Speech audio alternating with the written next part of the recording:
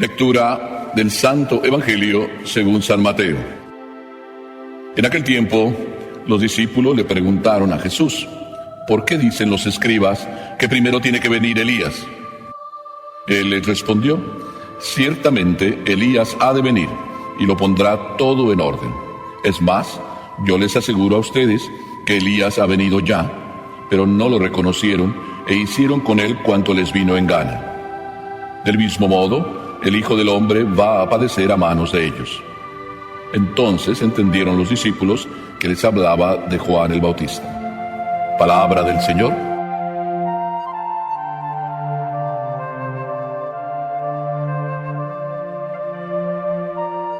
Parece que la historia se repite, porque lo que el Evangelio nos está contando, en parte, es también lo que hoy pasa.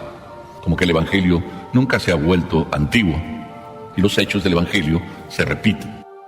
En tiempo de Jesús, cuando el Evangelio ahora nos está hablando, había una gran expectativa, al igual que hoy. Había circunstancias desagradables, malos ejemplos, testimonios buenos, y había también opiniones diferentes. Por todas partes resultaba un líder que decía esto, otro que decía esto, este maestro que se pronunciaba. Entonces no había periódicos que hablaban, había lo que hoy también hay. Había gente que por las calles iba diciendo las cosas que iban a pasar. Y existían los maestros a quienes acudían y les preguntaban, como conocedores entonces de todo, les preguntaban qué era lo que convenía hacer. Hoy también sucede eso. Por las circunstancias es un poco diferente, pero hoy acudimos al doctor, acudimos al psiquiatra, acudimos a la comadre, acudimos a la amiga, acudimos al que todos nos dicen que habla bien, acudimos también al brujo. Tenemos múltiples lugares a donde ir y acudir, y luego como que ya hemos acudido a todos, entonces como que se nos ocurre: voy a ir a ver al padrecito. Pero también el padrecito es X y el padrecito es Z. O sea, hay muchos padrecitos. Si nosotros somos un poquito más formados, decimos: bueno, tenemos al Papa, y lo escuchamos. Entonces, el Evangelio, en aquel tiempo, como nos dice aquí el Evangelio, en aquel tiempo, ¿qué pasó? Pasaba que había escribas, y los escribas eran los doctores de entonces, conocedores perfectos de la Escritura, como hay también hoy muchos conocedores que llamamos perfectos de la Escritura, de un lado o de otro, del lado católico y del lado no católico. Es más, hasta nosotros ya nos ha dado tengo que estudiar la Biblia, porque por lo menos ahí creo que está la verdad, tengo que estudiarla. Pero como no la puedo estudiar toda, ¿verdad?, porque es mucha, pues entonces voy a alguien que la conoce, a ver qué me dice. Entonces dicen los discípulos, estamos hablando de los que siguen a Jesús, y le preguntan a Jesús: ¿por qué dicen los escribas que tiene que venir primero Elías? Es decir, los maestros de la ley dicen y andan diciendo que Elías tiene que venir. Y nosotros, pues te seguimos a ti. Unos maestros dicen que Elías tiene que venir. Y tú, Jesús, no hablas de que Elías tiene que venir. A ver, explícate. Descífranos esto. Explícanos. ¿A quién seguimos? ¿A los escribas?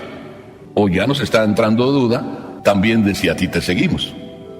¿Qué está pasando en ese entonces? Está pasando que todos quieren seguir a los maestros y cada uno elige su maestro, ¿verdad? Y sigue a su maestro. Si yo les preguntara a ustedes si están a gusto en esta misa, a lo mejor me voy a poner yo en problemas. Si ustedes están a gusto en esta misa, a lo mejor ya desde que entraron me vieron a mí: hoy no, mejor voy a venir a la misa de la tarde. O a lo mejor dicen: ¡ay, qué bueno que está el Padre! Si esto lo aplicamos al día de mañana, domingo, entonces ustedes a veces preguntan: Padre, ¿quién va a celebrar la misa? Y a veces puedo responder yo: pues no lo sé. Ay, pues es que quiero saberlo para saber a qué misa venir. Entonces quiere decir que ustedes también tienen su maestro, el padre que les gusta, con el padre que se entienden, el padre que habla bonito, y no voy a venir con el padre que regaña. ¿Verdad que sí? ¿Verdad que pasa eso? Es normal que pase, no crean que yo estoy como diciendo que está mal. Es normal que nos guste estar con alguien que consideramos que puede ser nuestro guía, que puede ser nuestro maestro, con el que nos podemos entender bien, por lo que sea, ¿no? Por el carácter, la personalidad, el modo de hablar, el espíritu con que comprende, con que escucha, con que habla, con que dirige, y pónganle ustedes todo lo que tienen en la cabeza. Es normal. Pues en tiempo de Jesús era lo mismo. Aquí no dice el Evangelio quién de los discípulos le preguntó a Jesús. Pero si nos remontamos al Evangelio, resulta que Andrés y Juan eran discípulos de Juan Bautista. Y dejaron a Juan Bautista y de repente se fueron con Jesús. Pero mientras Jesús estaba ya predicando y seguía a Juan, otros mejor seguían a Juan. Y a lo mejor seguían a Juan, como el Evangelio nos dice, porque Juan era más austero y como que en cierta manera podría ser más creíble. Y Jesús, pues era amigo de borrachos y vividores. Esa es la crítica que hay en el Evangelio, ¿verdad? Algunos entonces a Jesús no lo querían seguir porque él se anda juntando con los pecadores. Juan es como más creíble. Es más, Juan hasta se metió con Herodes y le dijo las cosas claras. Como que Juan podría ser más creíble, ¿verdad? Porque con su austeridad y con su vida tan coherente llamaba la atención. Hoy podemos decir quién es más coherente, Juan o Jesús. Podemos decir las dos cosas, los dos son coherentes. Pero si esto lo aplicamos a la vida de hoy, también podemos hacer la misma afirmación. De todos los maestros que nosotros queremos seguir, ¿cuál es el más coherente? Probablemente todos, pero aquí se pone una cuestión. ¿Por qué queremos seguir a uno más que a otro? Y ya está la respuesta dada, porque lo consideramos mejor. Pero ¿a quién estamos siguiendo? ¿A Juan? ¿A Pedro? ¿A Santiago? ¿Porque es mejor? ¿Y descartamos al otro porque lo consideramos peor? Entonces el problema está bien claro. Jesús dice que Elías ya vino. Y casi nos está diciendo la respuesta. Si ustedes siguen a Elías por ser Elías, o porque les parece mejor Elías, Elías ya vino y no va a venir. Si ustedes siguen a Pedro por ser Pedro, o porque lo consideran mejor el padre Pedro que el padre Juan, hay algo que no está bien. Estamos siguiendo a una persona. Y los maestros pasan. Jesús ya nos está diciendo, ¿ustedes quisieron seguir a Elías?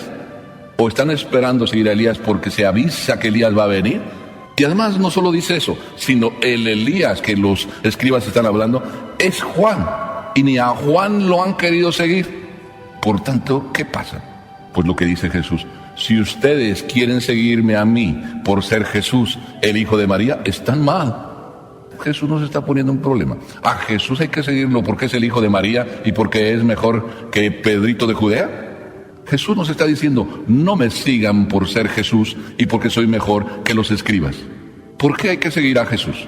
Porque lo que nos dice, no nos lo dice por ser el hijo de María. Nos lo dice porque Él es un maestro, sí, pero es más que un maestro. Porque todos los maestros que lo seguimos, porque se llaman Pedro o Juan, son maestros desechables. Pasan, son desechables. Por eso cuando estamos siguiendo a un maestro, porque creemos que es el mejor, algún día nos va a parecer peor y en ese instante lo vamos a desechar. O algún día va a decir algo que no nos guste y ya lo vamos a desechar. ¿Verdad que pasa? Que al que nosotros venimos a ver porque nos gusta cómo celebra o cómo habla, un momento nos va a decir las cosas claras y ya no lo vamos a seguir. Entonces estamos siguiendo ¿a quién? A un hombre. Cuando nos gusta, porque nos complace, estamos siendo fans. Y no es el camino de los fans el camino para comportarnos bien. Por eso cuando algún joven me dice, ¿por qué tengo que obedecer a mi papá? ¿Por qué lo tengo que obedecer? Inclusive ustedes a veces se ponen el problema de por qué sus hijos a veces no les quieren obedecer. O sus hijos vienen y me preguntan, ¿por qué tengo que obedecer a mi papá? No, es porque es mi papá. Tú no tienes que obedecer a tu papá porque es tu papá. ¿Verdad que tenemos el derecho de no obedecer a nuestro papá? ¿Y cuándo tenemos el derecho de no obedecer a nuestro papá? Cuando nuestro papá nos manda algo que va en contra de ¿qué? De la ley. El poder de papá está en defender la verdad y en los motivos que hay para defender la verdad, es decir, para obedecer la ley de Dios. Cuando Jesús se convierte en un maestro que no es desechable, no es porque se llama Jesús y porque es hijo de María y porque es el hijo de David. Jesús tiene su fuerza en que lo que dice es la verdad. Yo soy el camino, la verdad y la vida. ¿No dice por ahí una canción, Señor, ¿a quién iremos? O la otra dice, ¿a quién iremos? ¿Cuál es la respuesta? Las palabras de Pedro, tú tienes palabras de vida eterna. La fuerza del maestro no está en cómo habla, en lo simpático que es, en que me cae muy bien, en que celebra la misa, no sé, como me gusta a mí. La fuerza del maestro está en la verdad. Y la verdad no la hace su cara bonita, ni lo simpático que es. que convive con nosotros y es muy amistoso.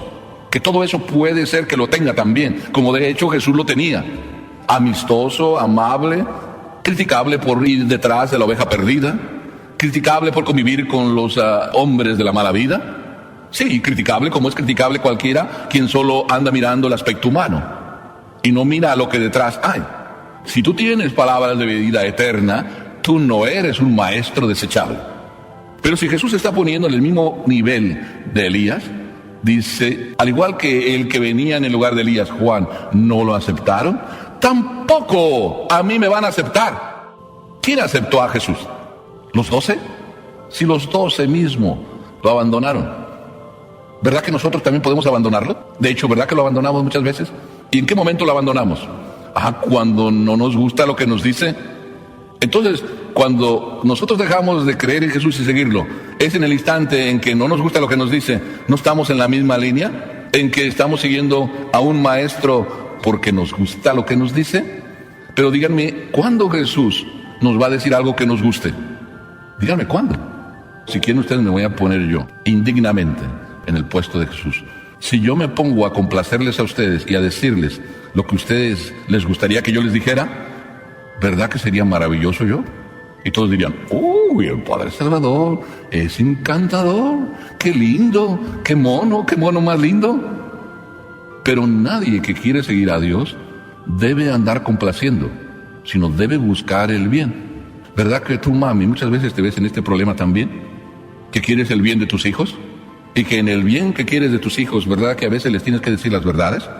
Y ¿verdad que cuando les estás diciendo las verdades, llegan a decirte tus hijos, tú no me quieres? Inclusive hasta llegan a decirte, no te quiero como mami. Cuando tu hijo o tu hija te está diciendo, tú no me quieres, y te dice más cosas, hasta te está ofendiendo e insultando probablemente tu propio hijo, en ese instante, ¿qué vas a decidir? ¿Complacerlo y cambiarse entonces tu postura? ¿Y porque mejor quieres que te diga que te quiere? ¿Quieres que te diga que te quiere o quieres salvarlo? Ahí está el dilema. Si tú quieres que te adoren, espérate que te van a adorar. Te van a adorar. Te van a pasar por el grill, por la parrilla y te van a quemar. Acuérdate de lo que te estoy diciendo.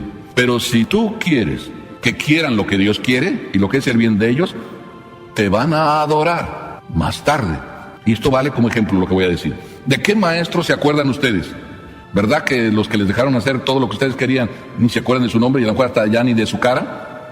Y sin embargo, los que sí te exigieron, te estás acordando, si no del nombre, del apodo que te pusieron. Sí, me acuerdo, ¿te acuerdas del profesor? El feo, el que le decíamos el feo. Feo porque le faltaba una oreja. Pero ¿cómo nos exigía? Y lo que sé de matemáticas, lo sé por él. Mamás, papás, ¿ustedes quieren que sus hijos se acuerden de ustedes? No les den lo que ellos quieran. Sean maestros. Maestros que buscan más la verdad y el bien de sus hijos que la complacencia o que los quieran. Jesús no pasó por complacer a nadie. Y por eso, porque no buscó complacer, se ha vuelto en el maestro que no es desechable. Y nos estamos preparando para la venida del Jesús, que no solo es el hijo de María y el hombre de Nazaret, el Galileo, el Hijo de Dios. Tú tienes palabras de vida eterna. Solo por eso vamos a Él. No por ser gran maestro, querido por unos, odiado por otros, rechazado por otros, olvidado por otros, traicionado por otros. Pero eso siempre va a pasar.